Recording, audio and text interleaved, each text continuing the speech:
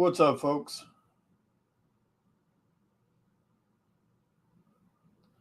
Hope everyone's having a good day.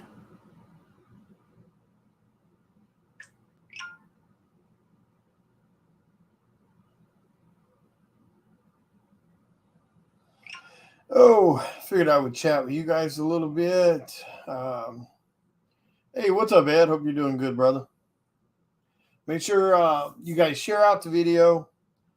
Let's see if we can get some folks chatting tonight. I know it's kind of spur of the moment. It's just sadly this is the way it works sometimes. I kind of have to do this stuff at spur of the moment. What's up, Case? Um, the like I said, sometimes it just has to be spur of the moment because I might be tied up with this or that, or having to do some kind of conference call or something like that.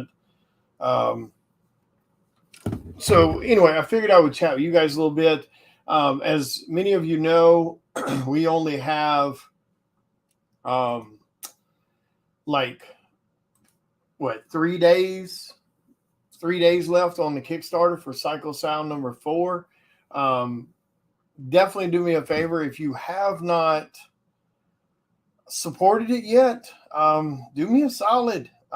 Please jump over there and tackle it for me and show some love to it. It's a great project. Lots of detail and attention goes into it for sure. Lots of cool covers, lots of goodies and stuff on the add-ons and the stretch goals and stuff like that. So that's really cool. We're about halfway. Was there a $5,000 stretch goal? Let me look. Was there? I honestly can't remember if that was it or if it jumped up to the next tier. Where's the stretch goals? Yeah. We're halfway to the $5,000 stretch goal, which is one of those, those koozie thingies or whatever the hell they're called. That you put on your drinks and stuff, So definitely help us get there, because like I said, we are not put on your drink. We're not far from it. The $5,000 stretch goal, and we only have 3 days left. So make sure you jump over on that. If you got any questions about Psycho South, if you're not familiar or what the hell's going on, what it is, feel free to ask. If you got any questions in general, feel free to ask. But we've got the Kickstarter going on. We also have the pre-sales going on for the new Hardly Thin cover, the General Lee cover for Gabe's Caves Comics and Collectibles. Thank you, Ed. I appreciate it. What's up, Cameron? What's up, everybody? If you haven't grabbed that cover, guys, go grab it. They're going to be gone here soon. There's not a whole lot of them left. I'm not sure the exact number that's left. Excuse me. But, go jump over and show some support for that for Gabe's Cave. I mean, they are, they're one of the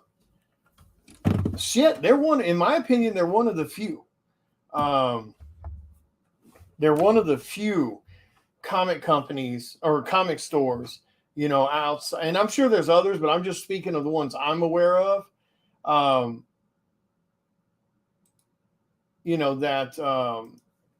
That go out of their way to bring in people that they don't make any money off of. They bring you into their town, into their home, and feed you and stuff like that. So they really go out of their way for the community as a whole, with promoting people that don't have anything to do with them per se, other than them just trying to give people a place to come to and meet fans and stuff like that. That's no problem, Ed. Trust me, we understand. So make sure if you haven't backed, their cover for their first Hardly Thin exclusive, make sure you jump over and grab it, because I mean they do tons of giveaways for their fans, for the Gamescape YouTube channel and stuff like that. I mean they are constantly giving back to the community. Between them and Pastime Comics, as far as like bringing in lots of talent for in-store signing events and stuff like that. I mean, sadly, they're the only two I know of. There's a, B&B Collectibles. They do that a decent amount. They bring in some talent for signing events and stuff. And Top of the World Art and Collectibles does it occasionally. But there's just not a lot of comic shops that do it unless you're some big ass name that they and which is weird because they have to pay those guys to come to their store. Most of us indie guys, they ain't nobody paying us shit to go to no store. What's up, Amy? So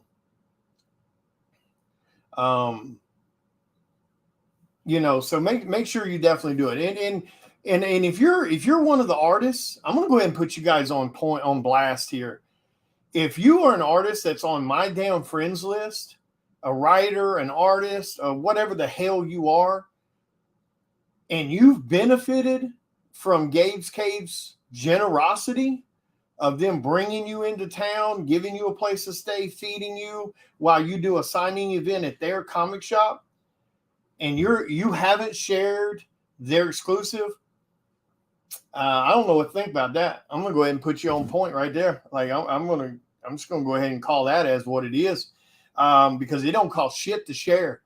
And the fact that I see a lot of you guys that are on my friends list that have not shared their exclusive, and I know,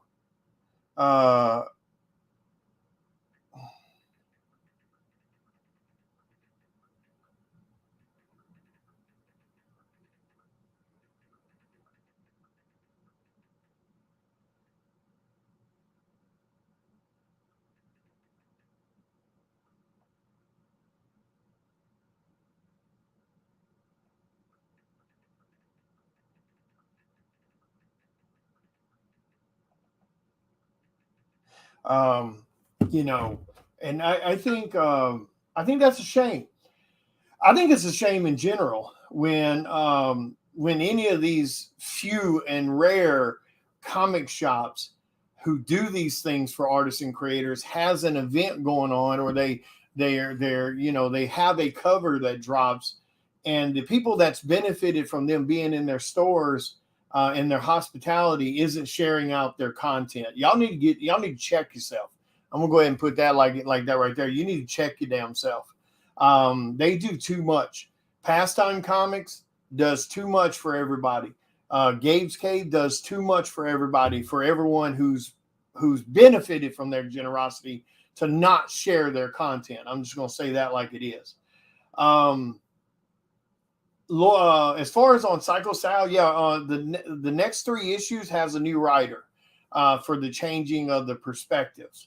Issues 4, 5, and 6 are all from the victim's perspective. So we changed writers on that to give it a new feel. And so Lori Calcaterra is writing issue 4, 5, and 6. And then when we get to 7, 8, and 9, we're going to bring Chris back on, and he's going to finish out that story. So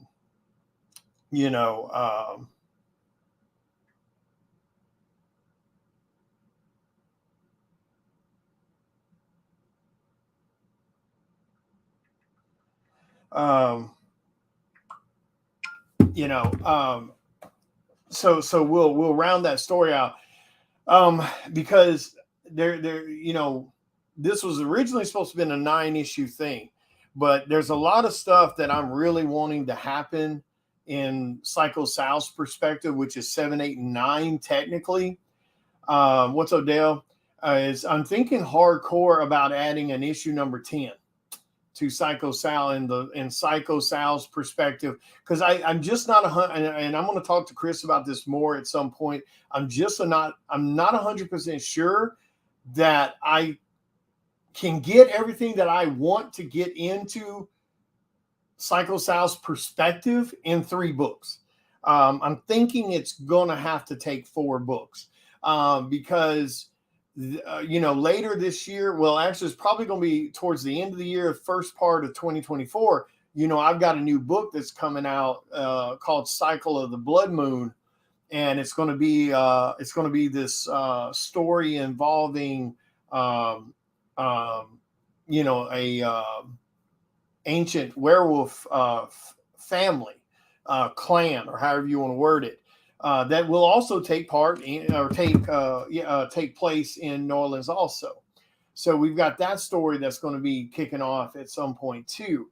But I don't want it to be, I don't want to rush, Psycho Sal's perspective.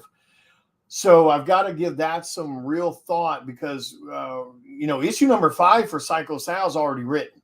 Matter of fact, it's already being worked on as we speak, being drawn. Hang on a second. That's my daughter, Shelby.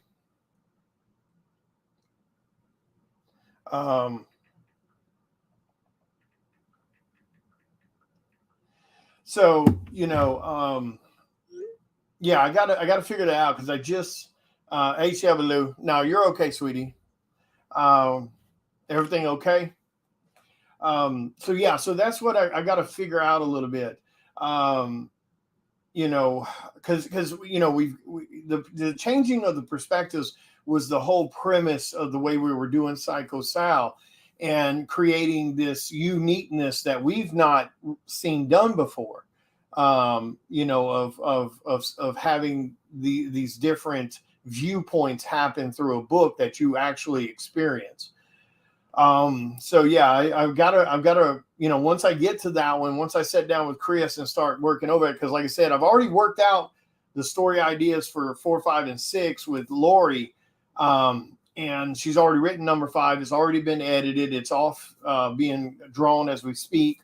And okay, good. So, I'm trying to, when I get to issue 7, 8, 9, I really got a feeling that's probably going to have to be 4 books. I don't think I can, and I can't give you too much information because if I do, that's going to drop some spoilers and I don't want that to happen. There's really no way to explain it other than I honestly don't think I'll be able to do it in 3 books. I think Psycho Sal's perspective is going to have to be 4 books. What's up, Charles? What's up, everybody? I've already got I think I've got all the guest artists lined up for issue number 5.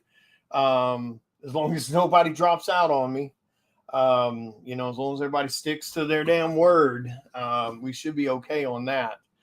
And then, like I said, we've got this other book that's going to be happening later this year. And I can't give you too much information about that because it's the concept of the story is very plot driven. So I can't really give you much detail about that other than when you first start that book, it'll be in like the 1700s or no, like 1800s. It'll be like 1870 something, I think is the date. I'll have to double check my notes, but it's going to take place in that. And it's an old world family clan, if you will, that is trying to stop this ritual from happening that awakens this like blood god, and they're trying to stop that. And so that, like I said, that story takes place in old old time. And then, there'll be this moment where it'll flash forward once you get to a certain point of the books that you'll flash forward. And, other than that, I can't really give you much more information on that. Really unique characters on this one. I'm super excited to when I get to the point that I can tell you more about it and show you more. One of the covers you guys have actually kind of seen already that I've got already done for issue number 1. And like I said, I don't have it right here in front of me, but you guys have probably seen it, I'm sure, because I know I've posted it before where I was working on it and the inks. But but yeah, we got, we got that planned, and then we got some more retailer exclusives that are coming, of course. And like the biggest part about the um, the Hardly Thin General Lee cover is, what's up, Miss Delgado?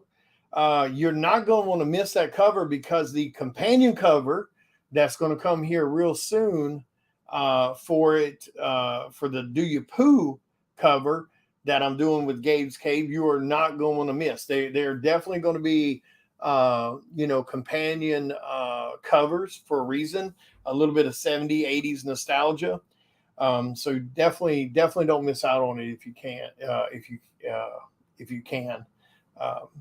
And like I said, and the same thing goes again for any of you artists, any of you writers, any of you creators.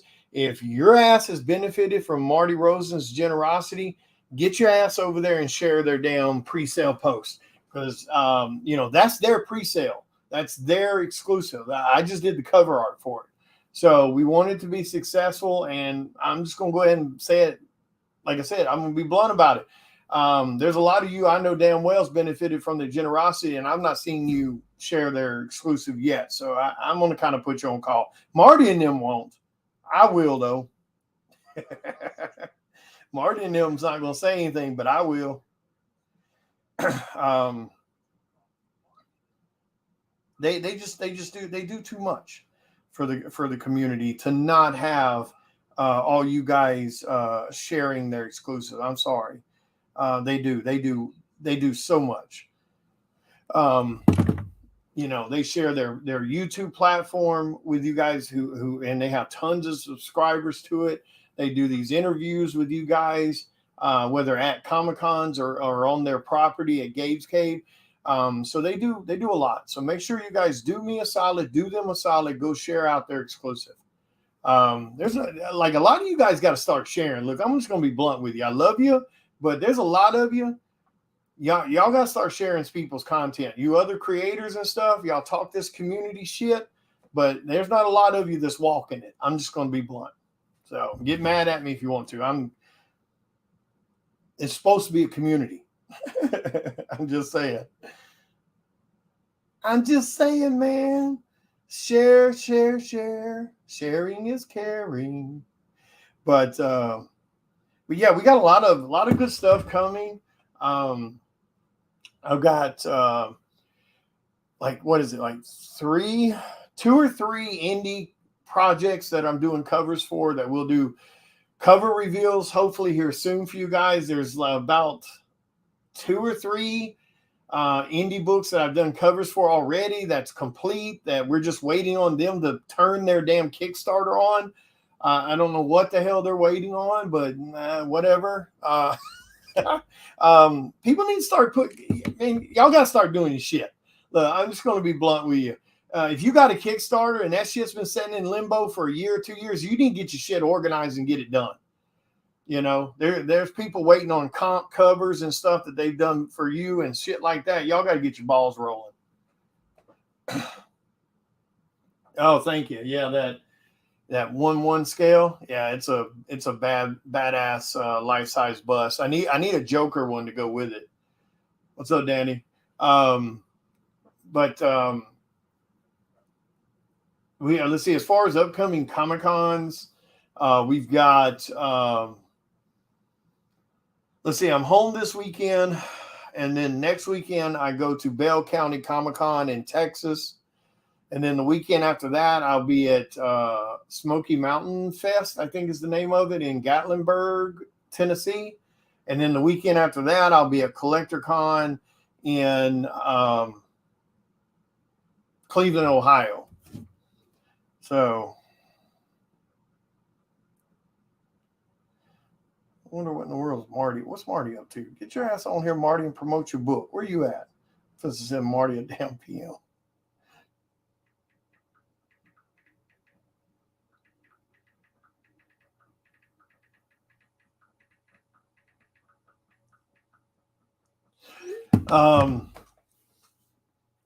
Let's see what else we got. I know there's more stuff for Charter Comics coming down the road. With I think they're doing a sequel to Nut Brigade. I believe there's another Ferryman cover coming. Let's see.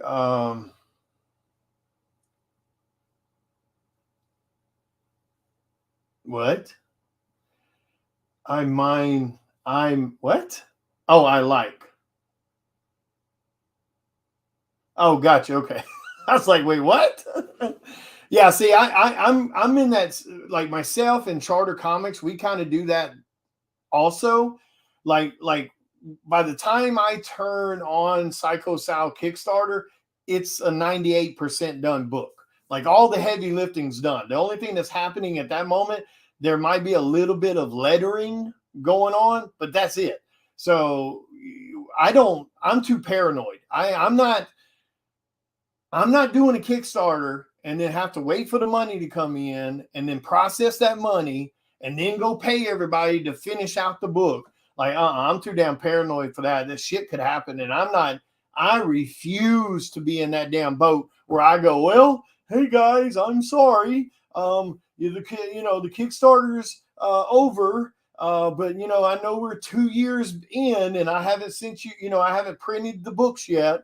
I refuse to be in that bullshit. I personally, I know there's people that's not going to agree with this shit, but me personally, if your Kickstarter funds and you got $5,000 or $6,000 plus out of, or $4,000 or $5,000, $6,000 plus out of your Kickstarter backers, there is no reason on this planet your damn Kickstarter shouldn't ship within 6 months, a year at the most. It's bullshit. It's bullshit. These people that's got these 2-year, 3-year damn Kickstarters that haven't shipped their books, it's ridiculous and it's bullshit. And I'll never back any of them that do it. I mean, I'd rather everybody just finish their shit before their Kickstarter's over with, and then they don't have to worry about it. But I understand that that's not everybody. I mean, most of the time, most people, the majority of people may not have the money to have their book fully created before the Kickstarter goes off. And then when the Kickstarter ends, all they're doing is recouping the money they've spent. I get that, but I'm not doing it.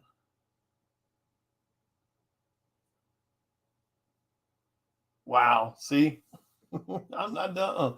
I can't remember exactly where Bell County. I mean, I'm assuming it's in Bell County, Texas, as far as county's concerned. The actual town name, to be honest with you, I'm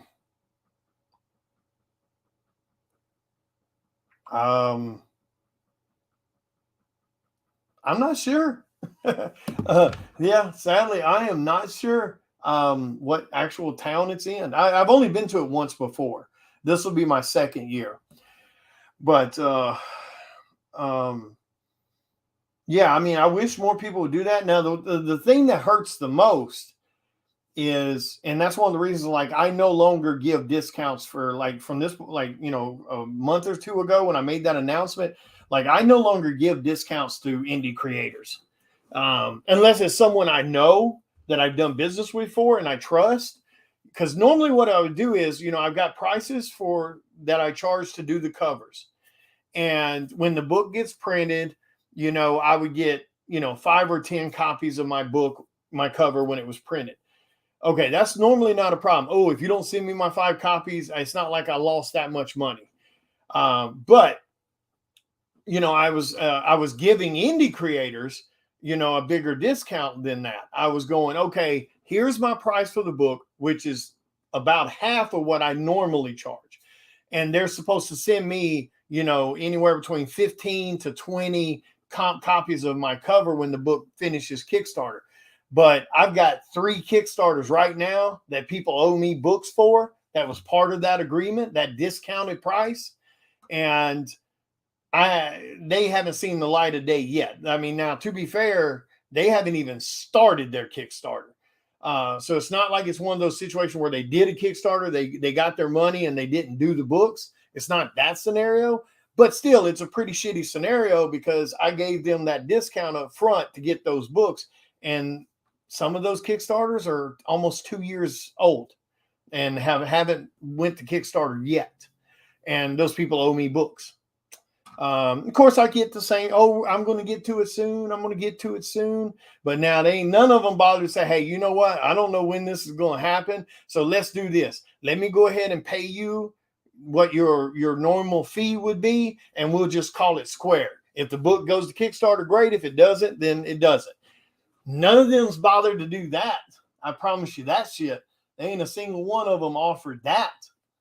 And I'm not talking like $100 discount. I'm talking like it's like a $300 discount to get those extra books.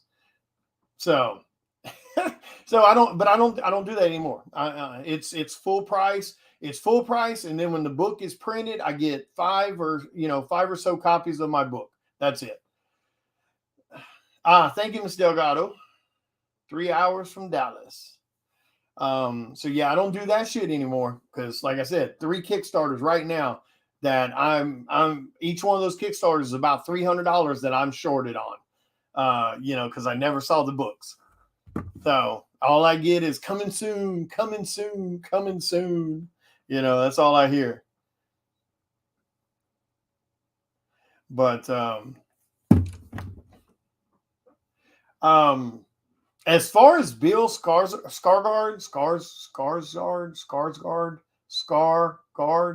however you pronounce his damn last name, I think he's going to do good. I mean, he did incredibly well as Pennywise, so I mean, I think he'll do well.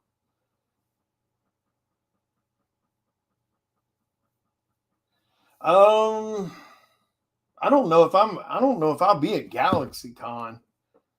Yeah, I don't know about that one. Doesn't sound familiar.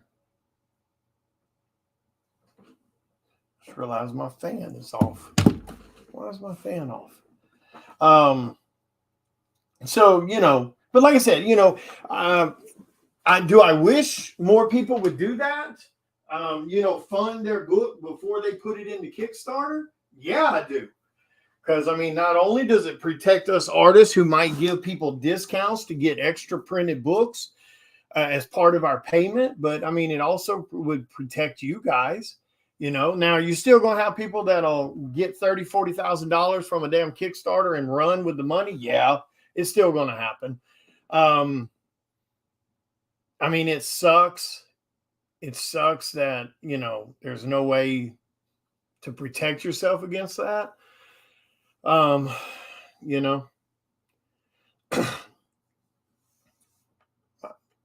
forgot my water.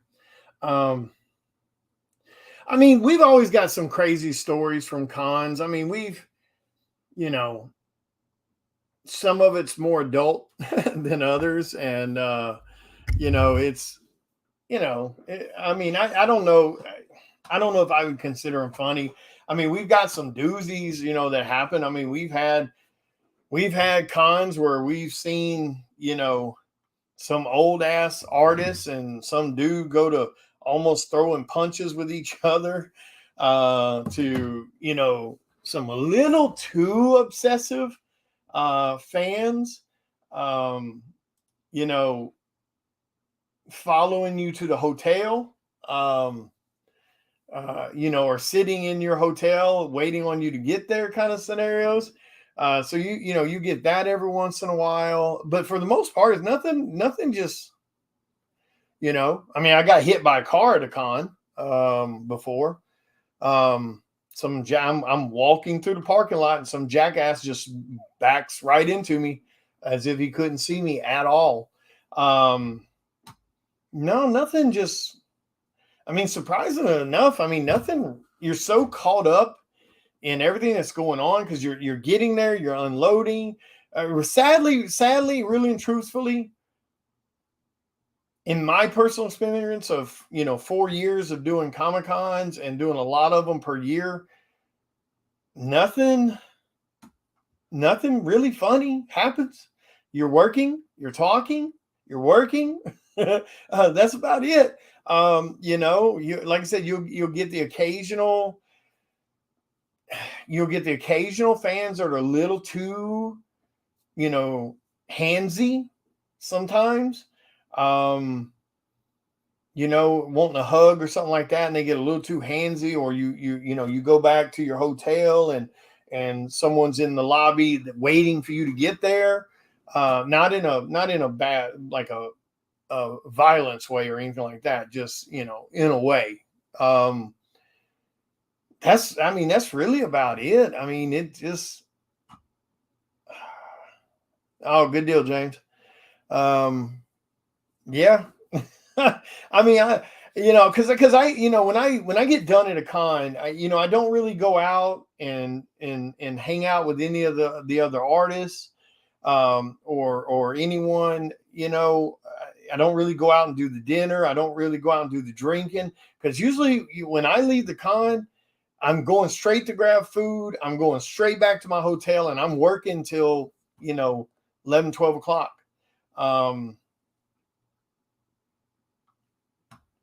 Yeah, I make a great living. If you're willing to do the work, you can make a great living. Anybody that tells you they do Comic-Cons and they broke, they don't know what they're doing. I'm just going to be blunt. I've been doing this now professionally for 5 years, 70 plus published covers, from indie projects to retailer exclusives for, Image Comics, Dynamite, etc. Titles like Department of Truth, Stray Dogs, Vampirella, so on. And every year I do anywhere from 12 to almost 20 Comic-Cons or in-store signing events, and a mixture of those together, rather. And I've only had one con out of that entire 4 years I've been doing cons heavily. I've only had one con where I pretty much just broke even. And that was a little rinky-dink, con that there wasn't very many people at it, and I still broke even and made my money back for the trip, table, etc., etc. So I do well. I'm super happy with what I do. I don't have an issue, keeping the ball going. This is my sole income. I live on my own. I pay my own bills. I'm not leeching off anybody as far as like, a spouse or something like that, pulling the extra weight or anything like that. And I'm able to keep my business going. I'm able to, pay everybody that I need to pay that works on my projects for me and things like that. So yeah, I make a good living doing it.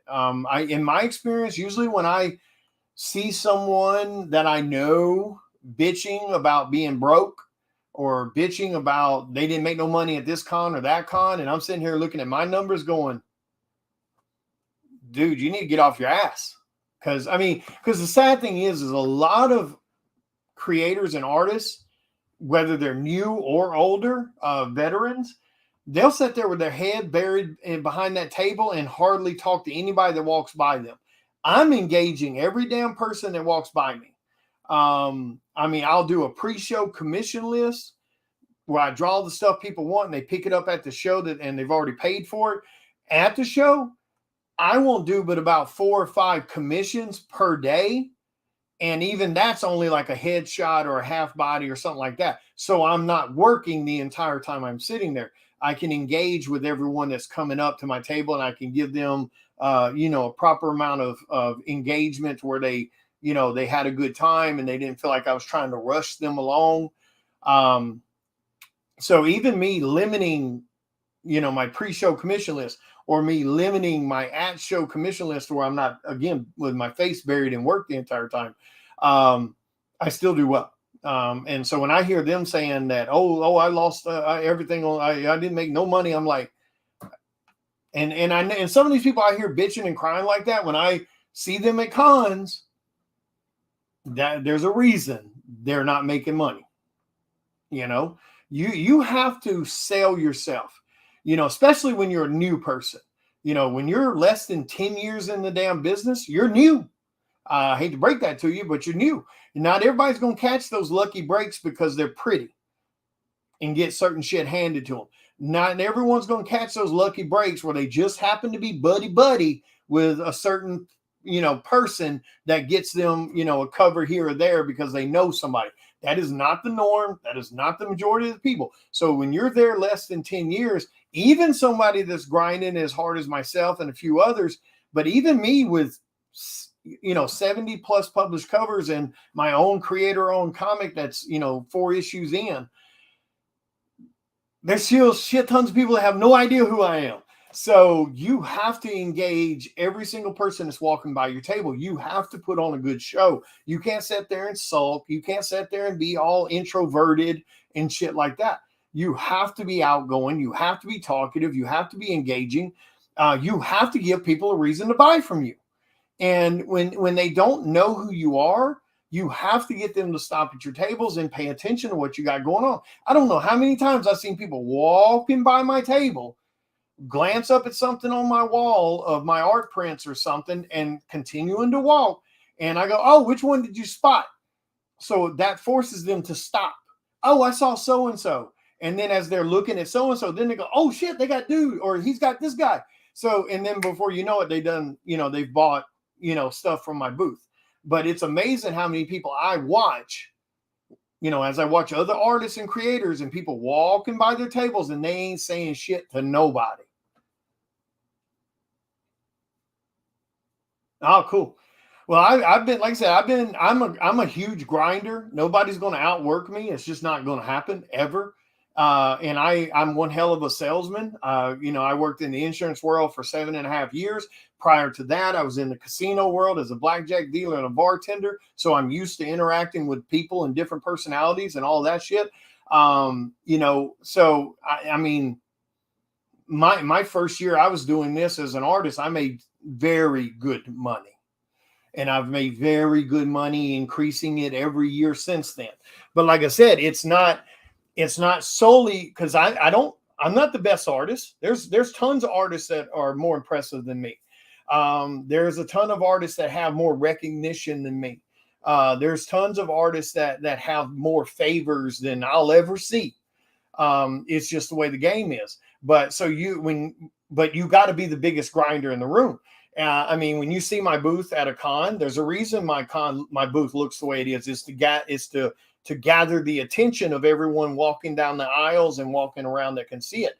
And then, like I said, as people walk by my table, I engage them. If they got something in their hand, I ask them, what is it? Ooh, what did you get? Because I honestly do like to see what people buy, because that's research for me.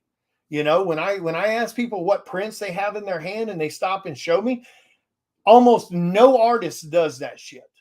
There might be a 1 or 2 here sprinkled around that might engage fans like that. Most artists don't give a shit. If you're not buying my shit, I don't care. That's the mentality a lot of them have. And you need to check that shit, because first off, you should be asking what someone has in their hand, because it does 2 things. One, it gives you an idea of what most of the people at that con are buying. Then the other is it gets them to stop and engage you and look at what you have. Because most people at a con, they're kind of moving fast paced, so you got to do something to get their attention right damn then.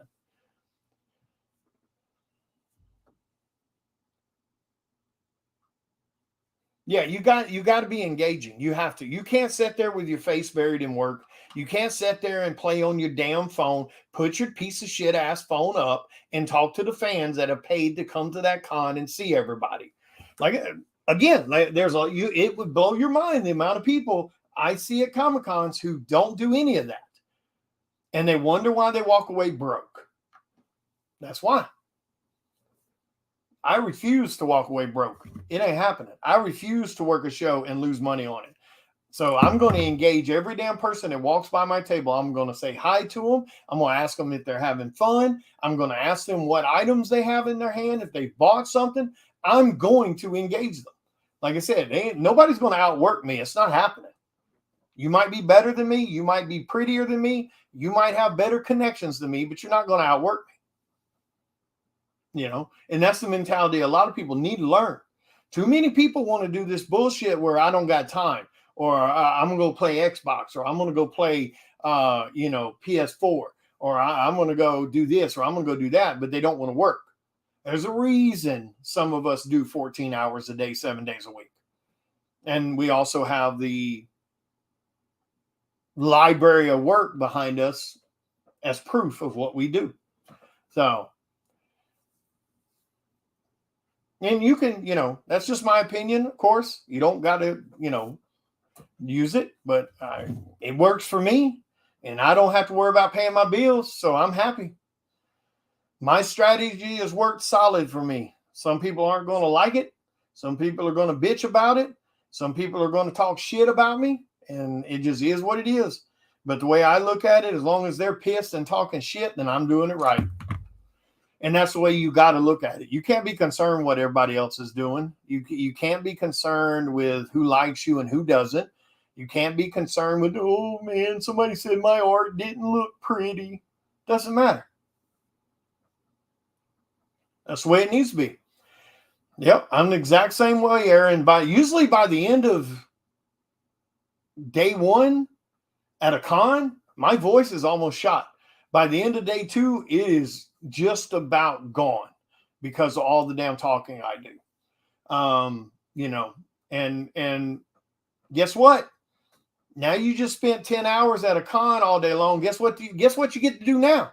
Now you get to go back to the hotel and work till 11, 12 o'clock at night. Yeah, it is. Oh, trust me, it is. And it's across the board. Like it's not just new people.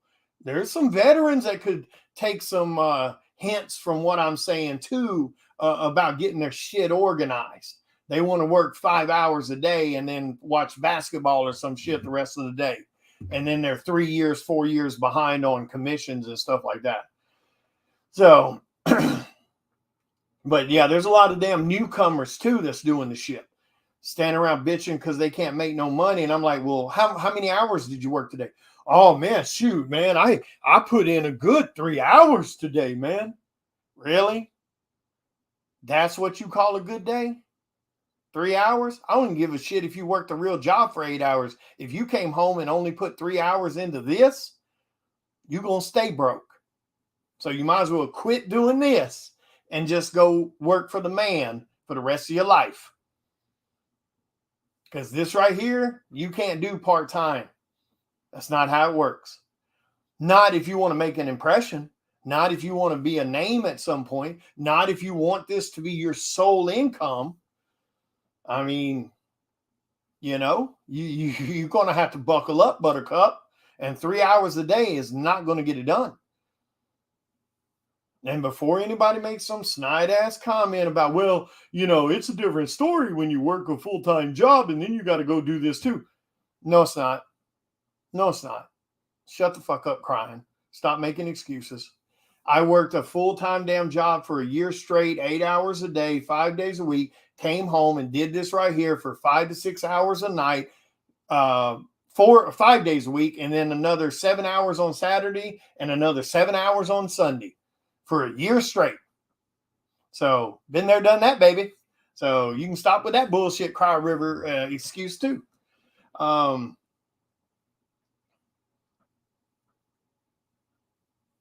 Now, when it comes to comics that have deadlines, it's a different story when you can work on a Kickstarter for 3 months, you know what I'm saying, compared to you got to have this book for Marvel or DC drawn within, 20 days or whatever it is. So Marvel and DC and any of these other companies, even though they want quality work, what they care about the most is deadlines and being consistent.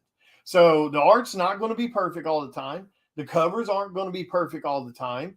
That's why you can that's why, like, I've heard people say many times before, holy shit, that dude's art is terrible. Why the hell is he drawing for Marvel or DC or whatever the case may be? I'm like, because he's consistent and he doesn't miss deadlines. And the art is only, it's only part of the equation. So while I do think that, there are some stuff floating around, I'm like, whoo, shit. But you can't argue, at the end of the day, you can't argue the fact that the art may not be perfect.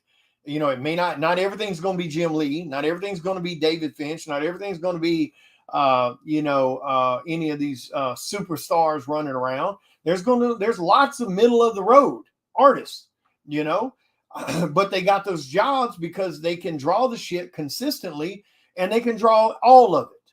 If you're an artist, even myself, I'll tell you right now, I don't know how well I could do panel pages. I mean, I'm sure I could do them if I sat down and forced myself to do it, and because it's just learning, and I know damn well I can catch on to it. I mean, I've taught myself all kinds of stuff. So,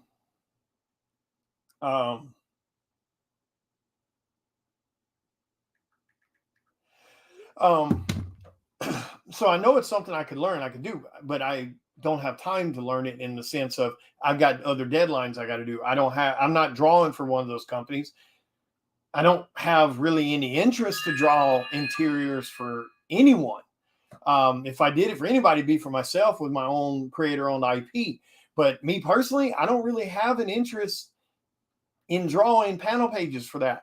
Now, would it be, at the end of the day, would it be a boost to your career as an artist if you did some interior pages for one of the big three? Of course it would. But I just in the 8 hours or so that it takes you to draw a panel page, 6 to 8 hours to draw a panel page in that time, and to make $150, or something. I think their rate for new artists like 150 or 140, give or take, for interiors. I could have made a lot more money doing commissions for other people. You get what I'm saying? So financially, it's not really worth me to mess with. And that's, but then you got people out there that have that job, and then you got to compete with that. You got to get your foot in the door. And a lot of these companies, when they get into that comfort zone, they stay in that comfort zone. Well, so-and-so's art's not that great, but they're consistent. They don't miss deadlines. They can draw trees. They can draw fences. They can draw anything and everything. Even though it may not be, Superman level quality shit, they can still do it. And that creates a unique comfort zone for them because they don't have time to screw around with new people. So that's why that window, for you to creep through isn't very big to be doing interior pages. Unless you just come out of left field with a really unique style that they go crazy for. And I'm not saying you can't land an interior job. By all means, bug the hell out of them till they give you the job. But it's just me personally, I don't need to be up here. Even though I do have a bit of an ego and I do have a bit of determination on where I want to get, Psycho Sal is my main concern. And then the covers I do for the indie world is my main concern because I love doing stuff for the indie creators. I've done retailer exclusives for Image Comics and Dynamite. Do I want a Marvel cover at some point or a DC cover at some point? Of course I do. Because for some odd reason, people still have this weird sense that that's what delegates your name. You know what I'm saying? Because I can sit here and do, 1,000 indie books, and nobody's going to give you the same respect if you did one Marvel or one DC. And that's such bullshit because myself and many other artists who may not have landed those two titles yet, we've done tons of other work and our quality of art is extremely good. We just haven't had that moment, that break, that favor, knowing the right person at the right time kind of scenario. And we'll eventually get there. It'll eventually happen. But, you just got to kind of wait. And, the sad thing is, yeah, it is true that a lot of people out there judge us on whether we've done a Marvel or DC book when it shouldn't be relevant at all. Because I guarantee you there's some people right now that has landed a DC cover or a Marvel cover that I've done 60 plus covers more than them by that big of a margin. But right place, right time, right person, right time, it happens. It just is what it is. So, do I wish people would stop trying to judge us on that? Because indie is just as big as Marvel or DC in general. and their books are better in most cases than Marvel or DC stuff that's being put out right now. Yeah. I mean, like even with Psycho Sal, like we've done, 6,700 and 5,800 and so on and so on. Like we've done those numbers, but like some people are like, well, you did this one. I was like, yeah, but I mean, we did that off of $6 book and $8 books. We've made sure our Kickstarter was extremely affordable for everyone, and it wasn't because it's shoddy quality. Psycho Sal is better quality than some of the Marvel and DC shit y'all have in your hand, because I pay for better artists, I pay for better colorists and letterers and print runs and etc. And when you look at the book, it's top tier. Like we didn't shortcut it. Just because we put $1,000 goal on the thing, the only reason I put that was because Psycho Sal was going to print whether the Kickstarter did shit. So I didn't care about the goal. Some people may see that and go, oh, that's $1,000 goal. They didn't put no money in it. There's $5,000 in every book I do, minimum. Okay. So Psycho Sal's top tier, so don't get that shit twisted. But we do, $6,000 Kickstarters, but I'm doing it off of $6 books, $8 books, $10 books, because we made sure the damn Kickstarter was affordable for everyone. What's up, Nico? So that's why. Now, if I went in there and I adjusted all my prices to match other books out there that doesn't have the popularity that Psycho Sal does right now, I just matched what they did on Kickstarters with $15 cover A, and then the rest of the books are, $20, $25 exclusives. And then they got the, $100 medals and so on and so on and so on. If I just matched what they did, my $6,000 Kickstarter would be a $10,000 to $15,000 Kickstarter. So it would be in the norm of what everyone does. It's just we choose to make them much more cost effective for everyone. We're not just concerned about the people that can afford $50 books and $40 books and $80 and $100 books. So, so for anybody maybe unsure of that, damn sure don't get it twisted. Just because I slapped $1,000 goal on my Kickstarter does not mean that's what was spent on that Kickstarter. I spent $5,000 plus per book every time I've done one. So, and the books are top tier quality, like the printing's quality, the paper's quality, everything about it is top notch. All of Charter Comics does that. It's just, we're just the type of people that book's going to print again, because by the time I turn the Kickstarter on, Psycho Sal's 98% done, if not 100%. We're just tweaking a little bit of lettering here or there, and that's it. Just stuff where we kind of want to change something to make it look a little cooler or something. Because hindsight's 2020, when you go back and look at it a few days later, and we'll change something on the lettering or something like that. But yeah, so like we're like, that book's being printed regardless of what happens on Kickstarter, though. Yeah, I mean that is true. Like a lot of the Kickstarters that do, $20,000, $30,000, $40,000, it's TNA. It just is what it is. TNA sales, it will always sell. It just is what it is. There's nothing you can do about that. But yeah, and now when we do the number 5 Kickstarter, I am going to be adjusting prices on that Kickstarter, because I've done 1 through 4 at that super cost-effective way for everyone. I've given to the community. You get what I'm saying? And we've consistently had anywhere between the 80 to 100 backers, same backers almost every single book. So they're fans of mine. So I do got to start looking at the Kickstarter a little bit more business-like, instead of just making sure everybody's getting the books in their hands.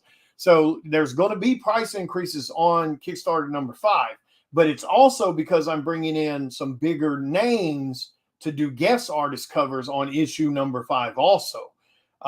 So I've got to adjust for that, because I pay people to work on this. It's not favors, so we'll see.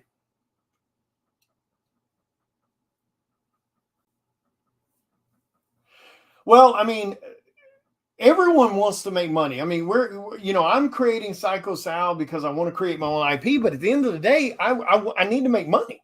I have to, or it doesn't exist. And it's one of those things now, like I said, the way you normally want to have happen on a Kickstarter is if it costs you $5,000 to make the Kickstarter, you're hoping you break 10K, because most people don't have $5,000 sitting in their bank account to go put into the next issue and break even every single time. So when you got a $5,000 Kickstarter, you're praying that you hit 10K, because then you made your money back you already spent, and you got money to set off the next one to keep that ball going. Sometimes it works that way, sometimes it don't. Let's see. For issue number 5, I think all those artists are already picked. The post was up for a little while, and I went through it and looked at some of the people that chimed in on it. You guys have got to remember something here. The best look, this is going to sound mean, and I don't mean it to, but you guys have to understand something. If you are an artist on my friends list and you want to do a cover for Psycho Sal, you got to chime in when that post goes up saying, hey guys, paid gig, post a couple examples of your best artwork on here. Because I only have, when I do Psycho Sal, each Kickstarter, I've got about 6 spots. Now, one of those spots goes to automatically, I try to find someone who's never been published to give somebody a chance to have a published cover.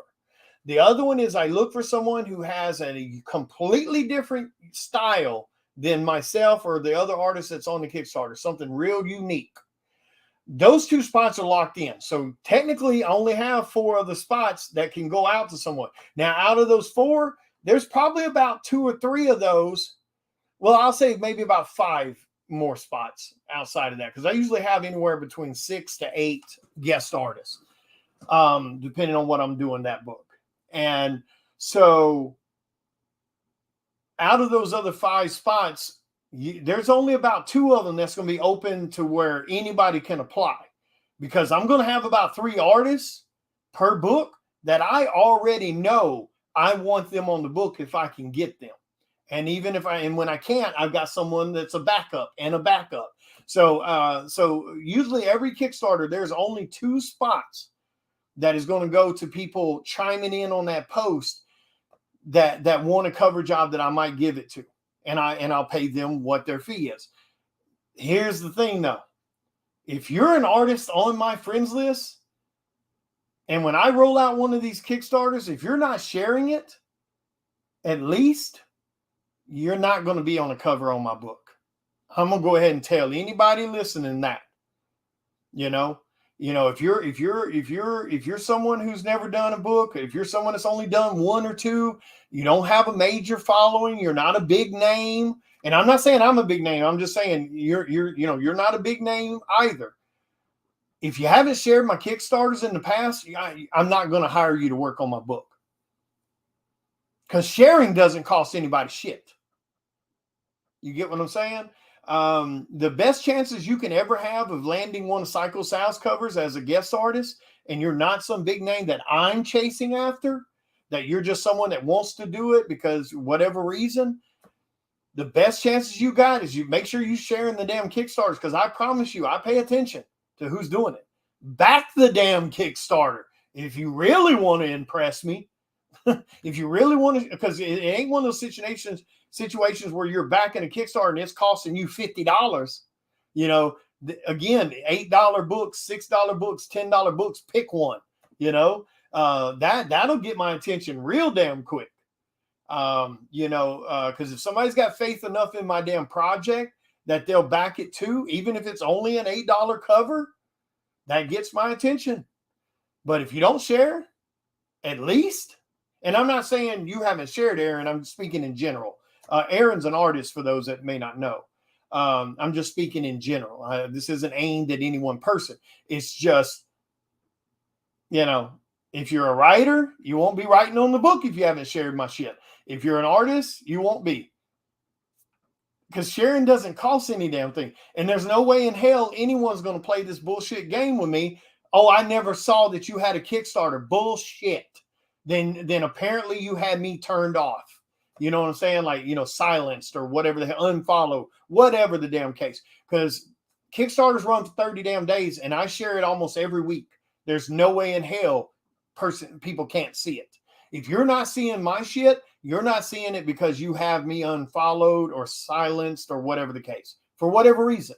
And in my personal opinion, if you have to unfollow somebody but stay friends with them, or you have to silence them for 30 days and stay friends with them, you need to grow a set of balls and just unfriend them. Because why are you there? To ride our coattails? Because you have our name on your friends list? Is that why? I'm just saying. If you don't want to know what somebody's got going on and you don't want to be part of it, unfriend them. Don't be a bitch. Just grow a set and hit the unfriend button and roll on. I promise you're not going to hurt our feelings. We're cool with that. Myself and many others, we only want people on our friends list that actually give a shit about what we're doing. And if that's not you, bounce. I promise you, no hard feelings whatsoever. You don't have to turn me on unfollow. You don't have to silence me for 30 days. You can just unfriend me and we're good. Yeah, there's no way. There's no damn way. I mean, you might have one or two people that might miss it because they're almost never on Facebook. Sure. I appreciate it, Chris. Thank you. And Chris, if you're the colorist that was talking earlier, make sure you chime in on that post with some few examples of your colors, because I'm still looking for a third colorist. I mean, so there you go. That should give you guys an idea of the amount of work I do. I need 3 damn colorists. I probably need 4, because Dave and Dan are spectacular and they're pretty quick with their turnarounds. And we've done so much work, it's ridiculous. And which has helped them get more work, and they're very talented. So there's other people chasing them down. So now they're swamped, and then of course the amount of work I keep dumping out. Where the hell did I put my water? The amount of work I keep dumping, from cover drops to new print designs, metal designs, etc., etc. I need another colorist. Like I said, I probably need 4. Really and truly, let me grab my water.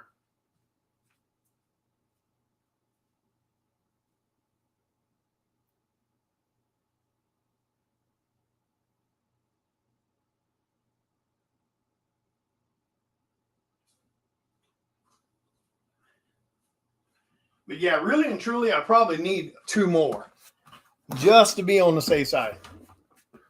Okay, cool. Did I see it?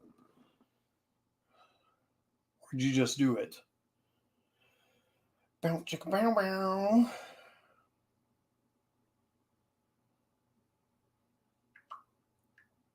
bow.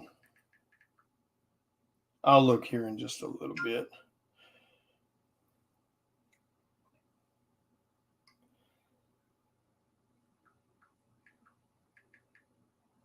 But yeah, it is. It's just one of those things, And the same goes, like I get messages all the time from colorists that would love to have, a spot on the book, and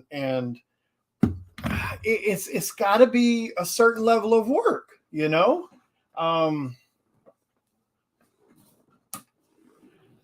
I mean, really and truly, 4 is probably what I need, because I mean, Dave and Dan have 3 pieces right now that need colored, and I've got 2 more that I just finished today that needs to go to color.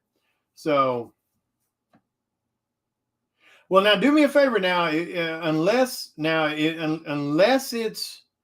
you colored it. So I'll save anybody some hassle on this in case you guys see the post. If you're a colorist watching this and you see the post where I'm looking for another colorist, don't send me anything that was colored traditional, because I can do that. So I don't know exactly whether you're talking about you colored something digital for Upper Deck, which is, if you did, that's awesome. But I'll save you guys, anybody that's watching this, if you wanted to apply for that gig, that position, I'll save you guys some hassle. I am not concerned with anything colored traditional. because I can break out the Copics, I can break out the airbrush, and I can do that. This has to be clean, it has to be beautiful, it has to be top-notch digital colors. So just a heads up on that. Which I guess I'm gonna have to start putting that on the post. I thought, all right, awesome. I thought that would be like, it's so weird. Like, again, that's another thing too we talked about earlier. If your ass can't pay attention to what I wrote on the post and follow those simple instructions, I damn sure won't be hiring you. I had people DMing me when I asked them not to do it. I had people to post 1 to 3 pieces of their best work, and they're posting 6 or 7. So there's a lot of people that can't read, or apparently. But I guess I'm gonna have to start putting that on there too. You would think the examples I showed that I have posted would be more than enough information about what I'm looking for. But I saw some people that were posting stuff that it looks like it was colored, with colored pencils or something. Like, it does not look digital. I don't know what the deal is with that. Well, I mean, that's a lot of, like I said, and that's big for me, because if I hand you a piece, I do not want to hand hold you.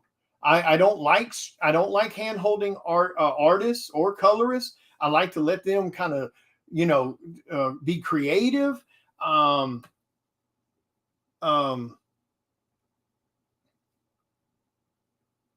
No, no, Louis. You'll need it from the get-go. But on the current Kickstarter, Louis, there's a bundle on there called Victor's Perspective. Is a tier called Victor's Perspective. It's issues 1 through 4. So, and it's for a stupidly affordable price. So just go buy that one. Just go get that tier off the Kickstarter. You'll have all 4 books, 1 through the current Kickstarter, because the books they're different perspectives during the same storyline. So the first 3 books are written from the perspective of the lead FBI agent, Victor Gray, who's working the murders. The new Kickstarter that's going on right now starts the new perspective, issues 4, 5, and 6. And we change the perspective, and you're experiencing everything through the eyes of one of the victims. And then later, when we get to 7, 8, and 9, we change perspectives again. And now you're viewing everything through the eyes of the serial killer himself. So no, you wouldn't be able to pick up issue number 4 right now on the Kickstarter and read it and know what's going on. I mean, you'll have a roundabout idea, but you won't know a lot of stuff. You'll be missed a lot of stuff from issue 1 to 3. But like I said, there's a tier on there called Victor's Perspective, I believe, and it's issue 1 through 4. My covers, issue 1 through 4, and that brings you completely up to date on everything. And like I said, it's on there for a stupidly affordable price. So there you go. So that'll take care of your back issue problems. But don't bullshit on it, Louis, because we only got 3 days left on the Kickstarter. So make sure you go jump on that sucker and grab it. Like I said, if you just want my covers and you just want issue 1 through 4, just grab that tier. Victor's Perspective, I think is what it's called. Something like that. So you get issues 1 through 3 and you get 4. Hell yeah, man. I appreciate it. Thank you. That's awesome, man. Let's see the next art book. Yes, that I'm glad you mentioned that. Oh, there's the link. Thank you, Cameron. So yes, there will be a new art book coming, and it's probably going to go into Kickstarter also. But this is going to be like big boy art book. Like, we've got McLean's helping me on that project per usual. McLean's an incredible letterer and project manager. If you guys don't know who he is, McLean McGuire, absolutely beautiful soul, great guy, hard worker. He's a hell of a grinder, and very talented. Oh, you ain't seen nothing yet. As long as no one backs out on me, you wait till you see all the damn guest artists for issue number 5. It's a holy shit moment. And one of the guys is very well known for doing the Hulk. I'm just saying. one of my favorite Hulk artists. I was absolutely blown away when he agreed. I can't tell you the name. That's all the information I can give you. But but he's just one of about 4 or 5 bigger names that's going to be on issue number 5. Like I said, it's kind of the halfway point of the series, so I'm kind of going big with it. But yeah, you ain't seen shit yet. You have not seen shit yet. Dude, I'm so I'm so ready. Which you've already seen one of the covers on number 4 Kickstarter. That Ken Hunt add-on Black and White Metal. That's not a cover for issue number 4. That's the cover for issue number 5. It's what's called an early preview. So you guys are getting to see one of the covers already for issue number 5. And Ken killed that cover. Absolutely beautiful. And for those of you that like collecting rare books, make sure you get Ken's add-on for that metal, that Black and White Metal, because that Black and White Metal will not be on issue number 5's Kickstarter. There'll be a regular cover, colored version, but there won't be a metal version on that Kickstarter of the Black and White. So don't miss out on it. And there's only 50 of them created. So I'm just saying. But yeah, there is an art book coming. It's going to be a big boy style art book. McLean's been helping me with that. I'm hoping to kind of throw that into Kickstarter in between Cycle Sound number 4 and Cycle Sound number 5, because it's not going to be something that's huge.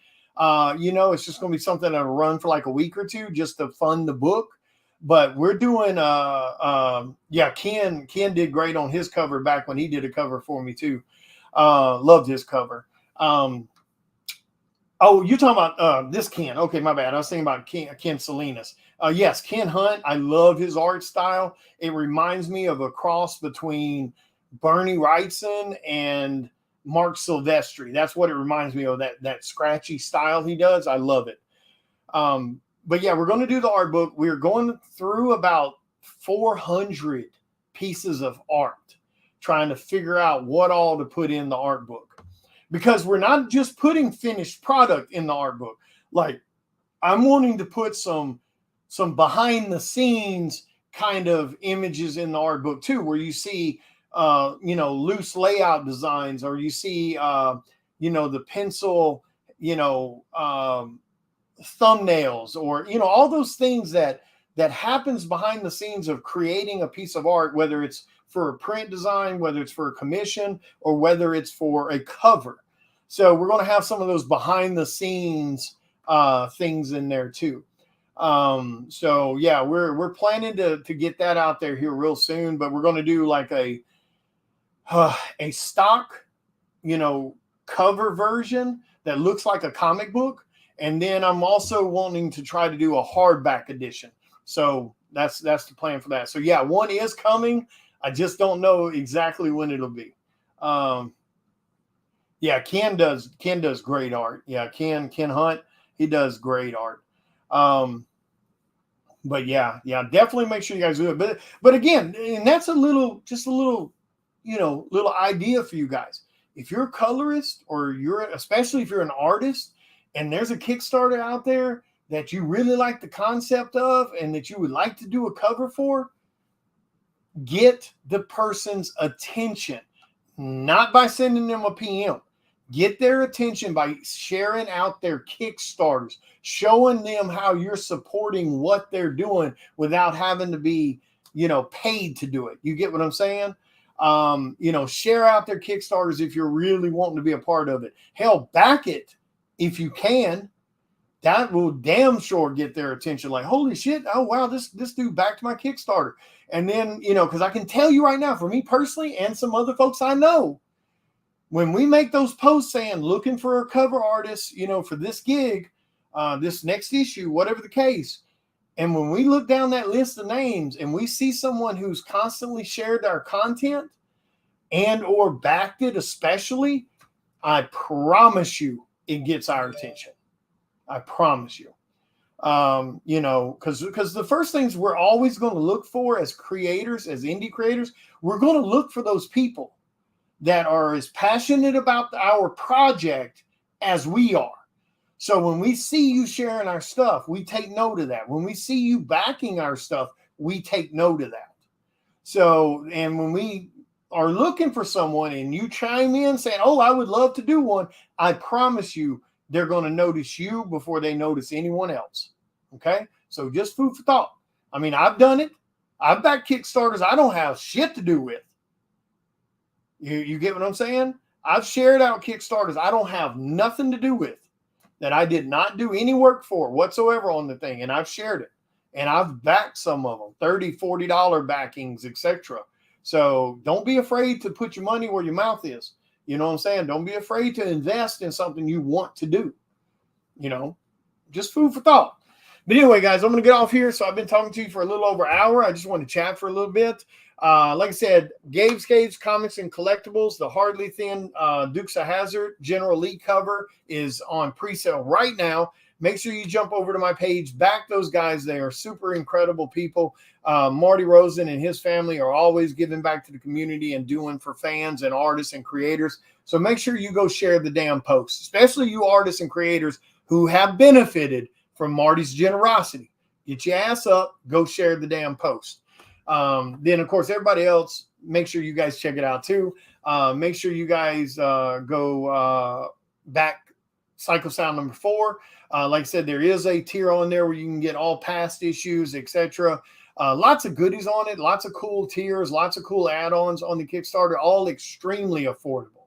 Like I said, we made these last 4 Kickstarters super, super affordable for everyone, no matter your income level, no matter whether you're, you know, paycheck to paycheck or whether you're fixed income, whatever your situation may be, I promise you there's something on that Kickstarter that's affordable for you for a good read.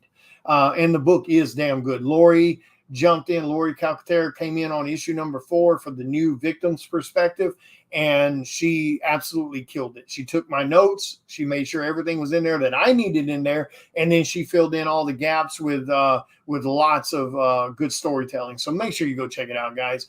If you can't back it for some odd reason, please share it out for us. It does not cost you a damn nickel to share. Okay, especially artists like myself and others who are constantly doing giveaways, who are constantly doing these, you know, these raffles and things like that, where you get stuff for just stupid affordable. Not many people do that. So show a little love. Go share that out the Kickstarter at least. Okay. But anyway, I'm going to go actually get back to work. I've got 2 commissions I'm trying to get knocked out so I can get them in the mail tomorrow or Friday. But anyway, have a great day. Thank you for hanging out with Creators Corner. We're going to get back to doing that again here soon, where we got guests on the show. I just wanted to jump on and kind of take a break from working and come chat with you guys a little bit. But I hope you have a wonderful weekend, rest of your week. And I will chat with you guys later. Take care, guys.